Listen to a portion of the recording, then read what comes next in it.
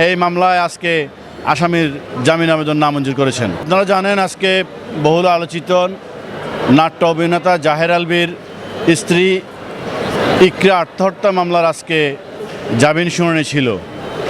এই মামলায় সম্প্রতিকালে জাহের আলভী বিজ্ঞ আদালতে স্বেচ্ছায় হাজির হয়ে জামিনের আবেদন করিলে বিজ্ঞ আদালত সিডব্লিউ মূলে জেল হাজতে প্রেরণ করেন।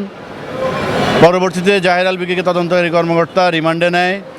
রিমান্ডে জাহের আলভীর নিকট থেকে চাঞ্চল্যকর তথ্য উদ্ঘাটন করেন। আজকে আসামিপক্ষের আইনজীবী মহোদয় নিম্ন আদালতের জামিনের আদেশ না পেয়ে সংক্ষুব্ধ হয়ে বিজ্ঞ মহানগর দায়রা জজ আদালতে জামিনের আবেদন করেন। সেটার আজকে শুনানি ছিল। আমরা বিজ্ঞ আদালতকে অবহিত করেছি এই মামলাটা একটি বহুল আলোচিত মামলা, নাট্য অভিনেতা জাহের আলভীর স্ত্রী ইকরা আত্মহত্যা মামলা। এই মামলায় আসামি স্বল্প হাজতবাস এবং এই আসামি এই মুহূর্তে জামিনে পেলে তদন্তে বিঘ্ন ঘটবে এবং সাক্ষীদেরকে হুমকি দামকি দিবে।